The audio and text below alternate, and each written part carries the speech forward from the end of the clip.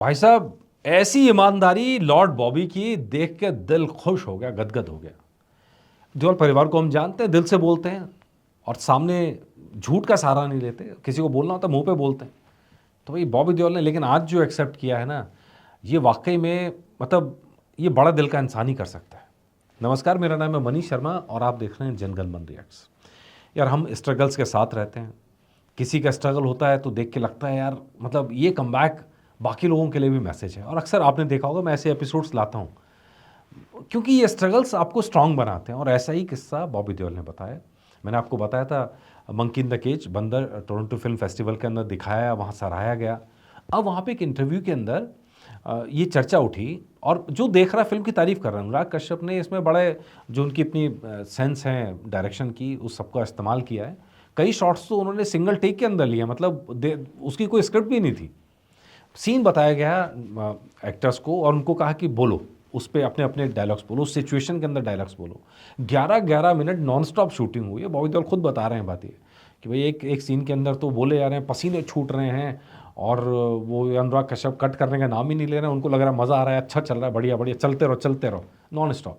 तो जो रंगमंच के सीन होते हैं उसमें भी हालांकि सब स्क्रिप्टेड होता है, कुछ रंगमंच टाइप का फील यहाँ पर फिल्म के अंदर देने की इसमें कोशिश हुई है क्योंकि फिल्म बहुत रियलिस्टिक है।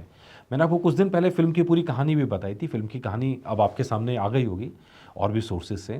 तो फिल्म की कहानी बेसिकली एक फीडिंग स्टार के बारे में है।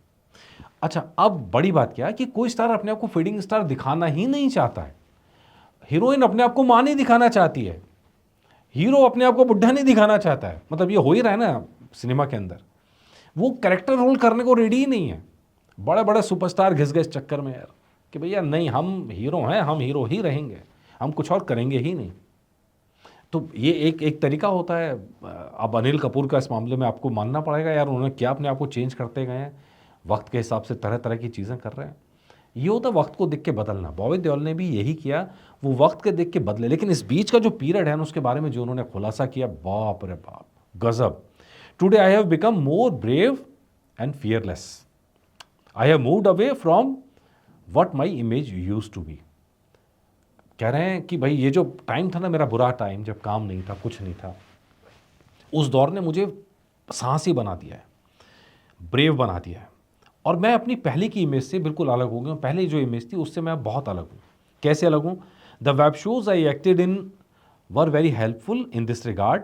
In between when I did not have any work I took acting classes.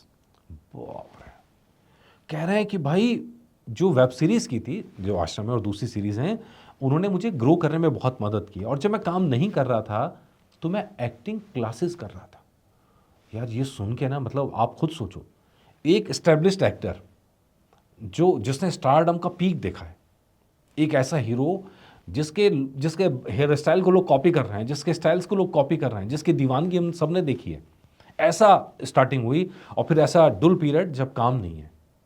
उस समय में बॉबी देओल थके हैं, हारे। हमने इंटरव्यूज़ में सुना है, वो एक्सेप्ट करते हैं उस बात को कि घर के अंदर वो बच्चों से नज़रें नहीं मिला पा रहे थे क्योंकि उनके पास कोई काम नहीं था। अब बॉबी देओल कह रहे हैं कि उस समय में मैंने एक बात उन्होंने पहले कही थी कि मैं लोगों से मिला, जाके काम मांगा, अपने आप का जो मतलब ईगो था साइड में रखा और लोगों के पास जाके काम मांगा। एक वो, और दूसरा आज ये कि उस दौरान उन्होंने एक्टिंग क्लासेस ली थी। यार मतलब एक एक्टर जाके एक्टिंग क्लासेस कर रहा है अपने आप को निखारने के लिए। दिस इज, इसे कहते हैं स्किल सेट।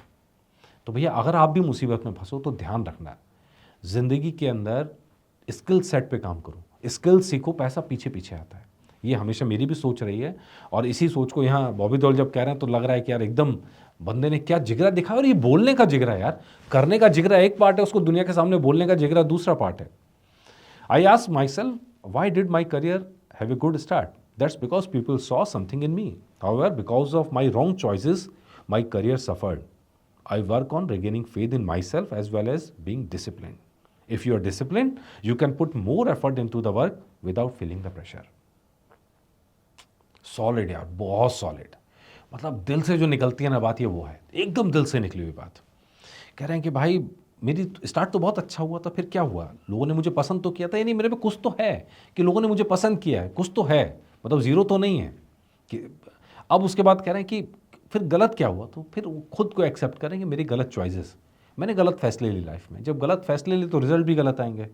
अब यहाँ यही कह रहे हैं कि इसकी वजह से करियर सफर कर, और दूसरा चीज़ वो कह रहे हैं डिसिप्लिन। बॉबी देओल पे मुझे मालूम है कि उस दौरान में बॉबी देओल पे बहुत आरोप लगते थे और बहुत बदनाम किया गया कि टाइम से नहीं आता है, सेट पे टाइम से नहीं पहुंचता है, काम पूरा नहीं करता, इस तरह की बहुत सारी अफवाहें उड़ाई गई थी, जिसको लेकर देओल परिवार ने कई बार खुलासे भी किए। और इस तरह की बातें सच नहीं है, सिर्फ उड़ाई भी गई थी। लेकिन बॉबी देओल ने कहा इन सबको पार कैसे पाया? डिसिप्लिन से। क्योंकि जब आप डिसिप्लिन होते हो तो आपके ऊपर वर्क का प्रेशर कम आता है, दुनिया का प्रेशर भी कम आ रहा है, क्योंकि आप कुछ कर रहे होते हो। एक चीज़ ध्यान रखिएगा, ये एपिसोड लाने का मतलब सिर्फ बॉबी देओल की तारीफ करना नहीं है। मतलब इस एपिसोड का मतलब है इस घटना से आप भी कुछ सीखें या मैं भी कुछ सीखूं। आप ध्यान रखिएगा, जब कभी ऐसा होता है तो आपका रूटीन, जो आपका डिसिप्लिन है, जो आपका टाइम है, वो आपको लाइफ में बचाता है, बहुत सारी मुसीबतों से बचाता है। तो प्लीज़ अपनी लाइफ का एक शेड्यूल बना के रखिए, उठने का, सोने का, जगने का, खाने का, पीने का टाइम फिक्स कीजिए।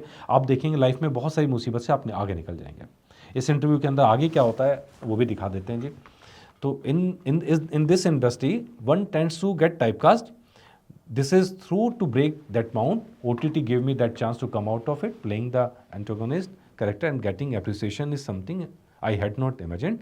However, every has a different be in my character in Ashram और एनिमल। ठीक है जी। अब इसके बाद कह रहे हैं कि वो जो दौर था उन्होंने नेगेटिव विलन का कैरेक्टर भी करा, और हर विलन का कैरेक्टर डेफिनेटली अलग होता है। लेकिन वो मतलब बॉबी देओल कह रहे हैं कि मुझे, जब मैंने ये चूज़ किया तो मुझे नहीं मालूम था लोगों की तारीफ़ मिलेगी। उन्होंने तो काम के हिसाब से किया था, अपनी एक्टिंग को साबित करने के लिए किया था। लेकिन जब तारीफ़ मिली तो उन्हें भी हैरानी हुई। यही होता है, मैं हमेशा, मेरा भी यही मानना है, स्किल सेट के पीछे जाओ, आप अपनी ग्रोथ के पीछे जाओ, पैसा, प्रसिद्धि सब पीछे पीछे आती है। तो प्लीज़ आप सब भी इस बात को फॉलो कीजिए। ये घटना, और इवन अनुराग कश्यप की जो फिल्म है बंदर, वो भी कुछ ऐसे ही एक स्टार के बारे में है। समर नाम है, हीरो है, एक वक्त में पीक पर था, फिर डाउन जाता है। बॉबी देओल कहते हैं कि मैंने उस फेज से अपने आप को कनेक्ट भी करके देखा, मुझे लगा कि ऐसे ही कुछ मतलब मेरी लाइफ में भी हुआ इस टाइप की चीज़ें। तो वो इंटरव्यूज़ के अंदर बैठे हैं लॉर्ड बॉबी, अपना बता रहे हैं सब। तो ये जो चीज़ें सीखने को मिलती हैं वो ये हैं कि भैया घबराना नहीं है, नई सिरे से लड़ाई लड़नी है, क्योंकि बुरे फेज सबकी लाइफ में आते हैं। हम सबकी लाइफ में फेज़ आते हैं, कभी अप होते हैं, कभी डाउन होते हैं। तो हारना नहीं है, नई चीज़ें सीखना है, नए सिरे से रास्ते पे बढ़ना है और आगे बढ़ना है। ठीक है जी। अब बताइएगा ये आप एपिसोड आपको कैसा लगा? मुझे बहुत मोटिवेटिंग लगा, इसीलिए मैं लेके आया। आपको कैसा लगा कमेंट करके बताइएगा। नमस्कार।